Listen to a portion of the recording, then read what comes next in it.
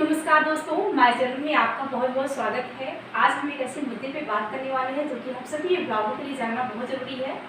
एक टीचर और अभिभावक होने की वजह से हमने फील किया और मुझे लगता है कि हमें काफ़ी दिनों से मुझे ये चीज़ परेशान कर रही थी और मुझे लगा कि मुझे एक छोटी सी वीडियो डालना चाहिए ताकि मुझे आप लोगों की राय मिले। कुछ मेरी थिंकिंग है, कुछ आप लोगों की होगी और हमें सभी लोग आपकी जो भी थिंकिंग होगी हमारे इस मुद्दे पर मुझे कमेंट में जरूर बताइएगा। हम कहाँ तक सही हैं या कहाँ पे मेरी विचारधारा आपसे मैच नहीं करती, आप उसी कमेंट में जरूर बताइएगा। प्लीज़ सभी लोगों से रिक्वेस्ट है कि अपनी विचारधारा अगर हमारी पूरी वीडियो जरूर वॉच कीजिए। पहली चीज़, यदि आप पूरी वीडियो वॉच नहीं करेंगे तो आप कुछ भी कमेंट में डाल सकते हैं, ठीक है। इसलिए वीडियो को पूरा वॉच कीजिएगा और पूरा वॉच करने के बाद लास्ट में एक कमेंट छोटा सा दीजिएगा कि मेरी विचारधारा कहाँ तक, मेरी विचारधारा से आप लोग सहमत हैं। तो सबसे पहली चीज़ क्या है कि हमने यहाँ पे जो है क्लास 4 की जो बुक होती है, सभी बुकों को यहाँ पे सभी बुक्स का नाम लिखा है। क्लास 4 में जितनी बुकें हैं उन सभी बुकों का नाम लिखा है। कुछ विद्यालयों में एक दो पुस्तकें कम ज़्यादा हो सकती हैं, लेकिन जो भी इंग्लिश मीडियम की विद्यालय हमारे यहाँ चल रहे हैं उन सभी विद्यालयों में इसी तरह से 10 किताबें 12 किताबें जो है चलाई जा रही हैं, जहाँ पे बच्चों को इतनी किताबों को पढ़ना ही पढ़ना पड़ रहा है। तो सबसे पहली बुक क्या है यहाँ पे, Hindi, Sanskrit, math, English reader and geographical study of Uttar Pradesh, जहाँ पे उत्तर प्रदेश के बारे में जो है उत्तर प्रदेश की जियोग्राफी के बारे में बच्चों को बताया जा रहा है। अगला है 6 बुक हमने यहाँ पे मैथ कंट्रीब्यूटेड बुक, जहाँ पे उत्तर प्रदेश की जो मैथ है उनके बारे में बच्चों को बताया जा रहा है। इसके बाद है व्यक्तित्व विकास, जहाँ पे इस बुक को मैंने जब देखा तो यहाँ पे जो है व्यक्तित्व विकास में जो है संस्कृत से जो है संस्कृत में सब चीज़ें लिखी गई हैं इस बुक में। सोचिए, पूरी चीज़ें संस्कृत में लिखी गई हैं। और जहाँ पे जैसे कि व्यक्तित्व, आप मीराबाई का व्यक्तित्व दे सकते हैं, महान अकबर का ले सकते हैं, ऐसे महान व्यक्तियों का जो है महात्मा गांधी कर सकते हैं, विवेकानंद कर सकते हैं। महान व्यक्तियों के बारे में, महान जो व्यक्ति हैं इनके बारे में संस्कृत में चीज़ों को लिखा गया है। आदर्श व्यक्तियों का इसके बारे में हिंदी व्याकरण रचना, साइंस इन्वायरमेंट स्टडी यानी कि पर्यावरण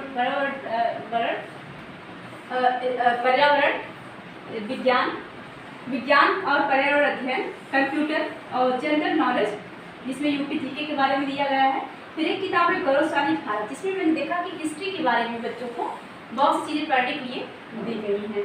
तो ये बुक ये रहा जो है क्लास 4 के बच्चे के जो है बुकों का लिस्ट है। और अगर आप देखना चाहें तो हम एक बार आपको किताबों को, अब ये देखिए, एक होता है कि बच्चे, जैसे कि इसको आप बात देखिएगा, हमने जब बीटीसी या बीएड किया, जो भी हमारे भाई बहन बीटीसी या बीएड किए होंगे उन्हें ये पता होगा कि हम लोगों ने एक टॉपिक पढ़ा था वहाँ पे, एनसीईआरटी 2005 राष्ट्रीय पाठ्यचर्या की रूपरेखा 2005 यानी कि national curriculum framework, NCERT 2005 national curriculum framework, राष्ट्रीय पाठ्यचर्या की रूपरेखा।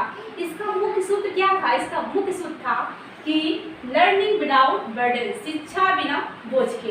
इसका मुख्य सूत्र ये था कि शिक्षा बिना बोझ के। लेकिन हो क्या रहा है? क्या हम लोग जो है बच्चों के बस्ते के वजन को कम कर रहे हैं? नहीं, बच्चे के बस्ते के वजन को तो और ज़्यादा किया जा रहा है। आप देख सकते हैं कि ये जो बुक्स हैं, इन बुक्स का वजन कितना है। अगर इतनी बुक 4th में पढ़ने वाला बच्चा जिसकी एज होगी 8 साल, 8 या 9, बहुत ज़्यादा अगर कोई बच्चा लेट पढ़ रहा तो हो सकता है कि 10 ईयर का होगा। अब 8 साल का बच्चा इतनी बुक्स के बाद, जितनी बुक्स है, आप हर बुक से पीछे 2 से 3 कॉपी होगी, तो कितनी बुकों को लेकर विद्यालय जा रहा है आप देख रहे होंगे। ये कंप्यूटर है, Gauravshali Bharat, map activity book, Uttar Pradesh geographical study of Uttar Pradesh, और ये है इंग्लिश रीडर।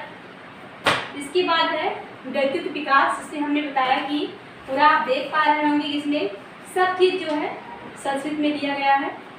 इसके बाद है जनरल नॉलेज उत्तर प्रदेश जी के। इसके बाद है संस्कृत। इसके बाद है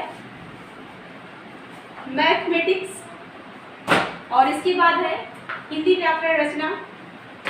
इसके बाद है रीता, जो कि हिंदी की बुक है, और इसके बाद है साइंस एंड एनवायरमेंट स्टडी, इतनी बुक्स यानी कि 12 किताबें कक्षा 4 का बच्चा जिसकी एज सिर्फ 8 साल है उसे पढ़ना है।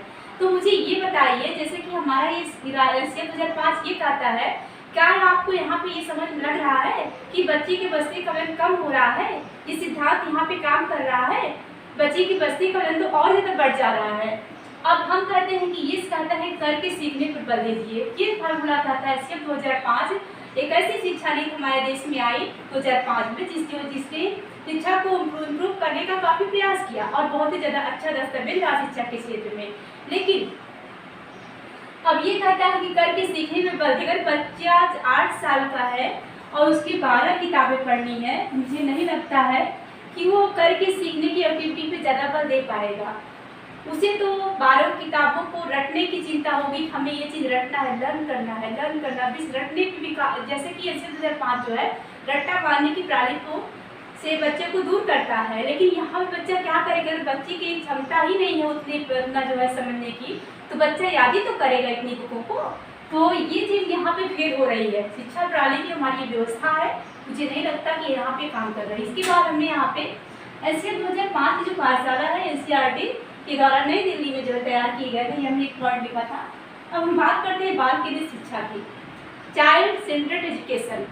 बाल केंद्रित शिक्षा जो है बालकों पर आधारित है, बालक का केंद्र बिंदु बालक ही इसमें केंद्रित होता है। बाल केंद्रित शिक्षा में बच्चे की, जैसे हमने लिखा है कि रुचि, क्षमता, प्रवृत्तियों, उनकी सारी चीज़ों की भावनाओं की कद्र करके इनको ध्यान में रख करके यहाँ पे शिक्षा देना है। इसका उद्देश्य यही है। हम लोगों ने ये चीज़ भी बीएड और बीटीसी में पढ़ा है, जो भी बच्चे बीएड बीटीसी किए होंगे उन्हें पता होगा कि बाल केंद्रित शिक्षा कहती है कि बालक की रुचि, बालक की क्षमता, बालक की प्रवृत्ति को ध्यान में रखकर शिक्षा दी जाए।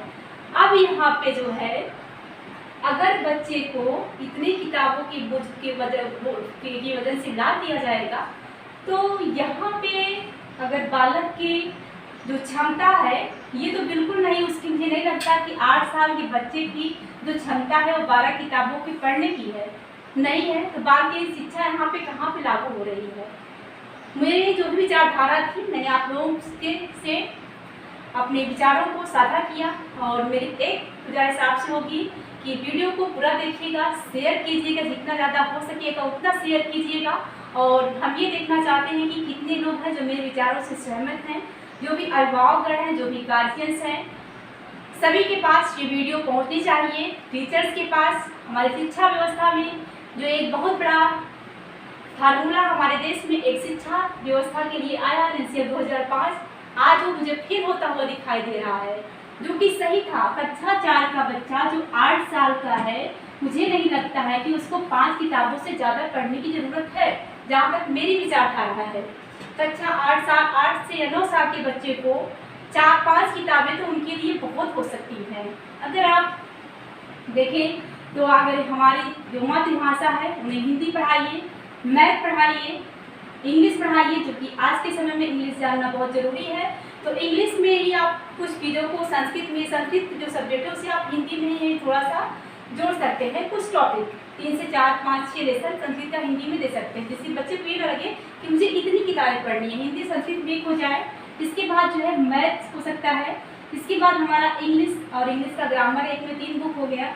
चौथी बुक जो बनती है वहाँ पे आप थोड़ा सा एक जनरल स्टडी की बुक आइए, जहाँ पे कंप्यूटर आपका हो जाए, और इन्वायरमेंट हो गया, कंप्यूटर हो गया, साइंस हो गया, जीके हो गया।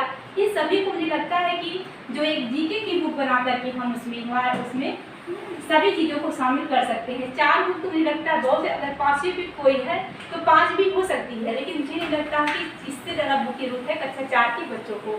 थैंक यू दोस्तों, मेरा जो भी सजेशन रहा मैंने आप तक अपनी विचारधारा को शेयर किया।